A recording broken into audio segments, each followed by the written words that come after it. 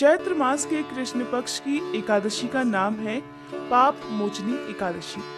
साल भर में लगभग 24 या 26 एकादशी तिथि होती है और हर एकादशी का अपना अलग ही महत्व है। इसी प्रकार पाप मोचनी एकादशी का भी महत्व है। पाप मोचनी एकादशी, जैसा कि नाम से ही ज्ञात होता है कि इस एकादशी का व्रत रखने से हर प्रकार के पापों का नाश हो जाता है। यह एकादशी सारे पापों से मुक्ति दिलाने वाली है और इस व्रत का वर्णन भविष्योत्तर पुराण और हरिवासर पुराण में भी किया गया है। पाप मोचनी एकादशी के दिन भगवान श्री हरि विष्णु की पूजा की जाती है।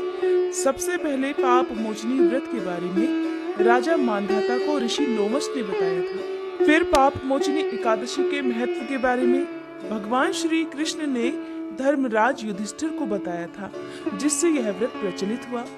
पाप मोचनी एकादशी के दिन समर्पण और श्रद्धा भाव के साथ भगवान श्री हरि की पूजा की जाती है। व्रत करने वाले व्यक्ति को सूर्योदय से पहले उठकर स्नान करना चाहिए। भगवान विष्णु की मूर्ति या तस्वीर की स्थापना करनी चाहिए। फिर भगवान को चंदन का लेप, तिल, फल, धूप, दीपक आदि अर्पित करनी चाहिए और इस दिन विष्णु सहस्त्र नाम और नारायण स्तोत्र का पाठ करना चाहिए। पूजा करते समय व्रत की कथा पढ़ी और सुनी जाती है। जो भक्त एकादशी का उपवास न रख पाए, उन्हें भी सच्चे मन से श्रद्धा और भक्ति पूर्वक पाप मोचनी एकादशी की इस व्रत कथा को अवश्य ही सुनना चाहिए। धर्मराज युधिष्ठिर ने भगवान श्री कृष्ण से पूछा, हे मधुसूदन, आपने फाल्गुन मास के शुक्ल पक्ष की एकादशी अर्थात आमल की एकादशी के बारे में विस्तार पूर्वक मुझे बतलाया। अब चैत्र मास के कृष्ण पक्ष में आने वाली जो एकादशी है, उसका महत्व और उसकी विधि विधान क्या है, कृपा करके आप मेरी बढ़ती हुई इस जिज्ञासा को शांत कीजिए। तब मधुसूदन भगवान कहने लगे, हे धर्मराज, चैत्र मास के कृष्ण पक्ष की एकादशी को पाप मोचनी एकादशी के नाम से जाना जाता है। एक बार की बात है, पृथ्वीपति राजा मांधाता ने लोमश ऋषि से यही प्रश्न किया था जो तुमने मुझसे किया है। अतः जो कुछ भी ऋषि लोमश ने राजा मांधाता को बतलाया, वही मैं तुमसे कह रहा हूँ, ध्यान पूर्वक सुनो। राजा मांधाता ने धर्म के गुह्यतम रहस्यों के ज्ञाता महर्षि लोमश से पूछा, हे ऋषि श्रेष्ठ, मनुष्यों के पापों का मोचन किस प्रकार संभव है? कृपा कर कोई ऐसा सरल उपाय बताइए जिससे सभी को सहज ही पापों से छुटकारा मिल जाए। तब महर्षि लोमश कहने लगे, हे नरपति, चैत्र मास के कृष्ण पक्ष की एकादशी का नाम पाप मोचनी एकादशी है। उसके व्रत के प्रभाव से मनुष्यों के अनेक पाप नष्ट हो जाते हैं। अब मैं तुम्हें इस व्रत की कथा सुनाता हूँ, ध्यान पूर्वक श्रवण करो। प्राचीन समय में चैत्र रथ नाम का एक वन था। उसमें अप्सराएं किन्नरों के साथ विहार किया करती थी। वहाँ सदैव वसंत का मौसम रहता था, अर्थात उस जगह पर सदा नाना प्रकार के पुष्प खिले रहते थे। कभी गंधर्व कन्याएं विहार किया करती तो कभी देवेंद्र अन्य देवताओं के साथ वहाँ पर क्रीड़ा किया करते थे। उसी वन में मेधावी नाम के एक ऋषि भी तपस्या में लीन रहते थे। वो परम शिव भक्त थे और तपस्या में लीन रहा करते थे। एक दिन मंजू घोषा नाम की एक अप्सरा उन पर मोहित हो गई और उनकी निकटता का लाभ उठाने का प्रयास करने लगी। इसलिए वह कुछ दूरी पर बैठकर वीणा बजाकर मधुर स्वर में गान करने लगी। उसी समय शिव भक्त महर्षि मेधावी को कामदेव भी जीतने का प्रयास करने लगे।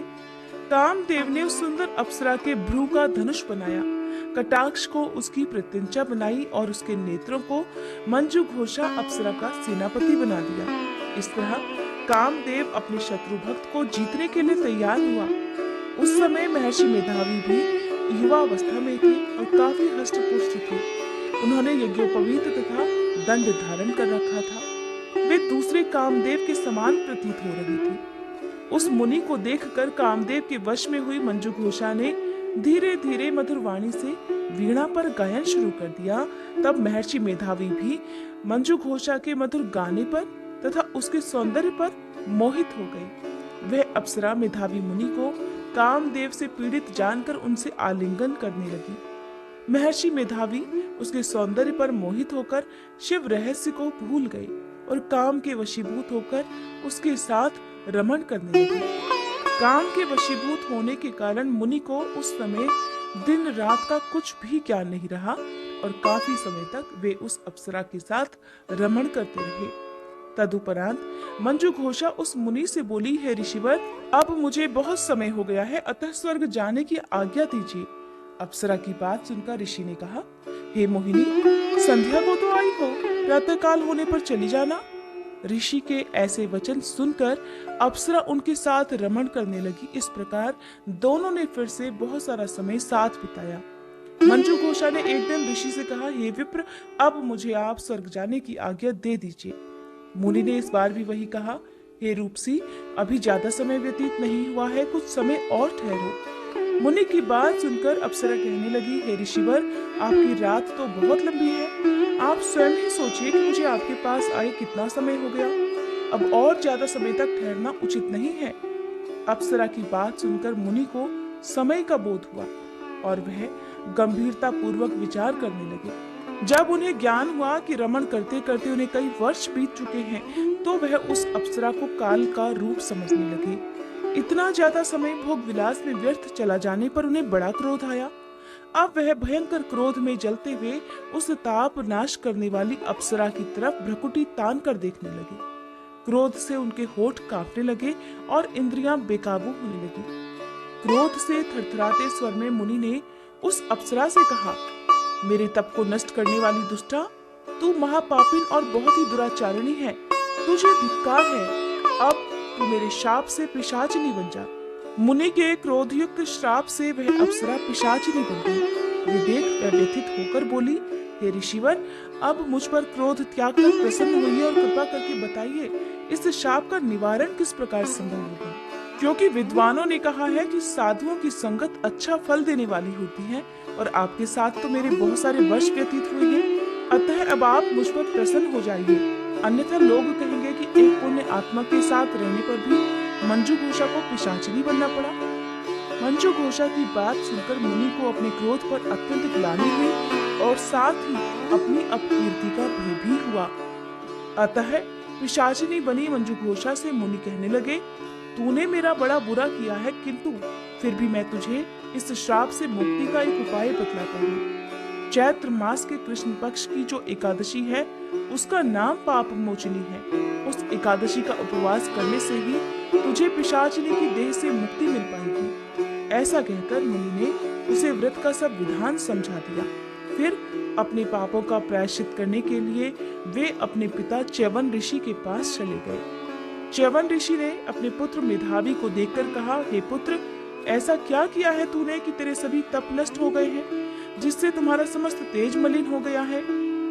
तब मेधावी मुनि ने लज्जा से अपना सिर झुकाकर कहा, हे पिताश्री, मैंने एक अप्सरा से रमण करके बड़ा भारी पाप किया है। किसी पाप के कारण संभवतः मेरा सारा तेज और मेरे तप नष्ट हो गए हैं। कृपा करके आप मुझे इस पाप से छूटने का कोई उपाय बताइए।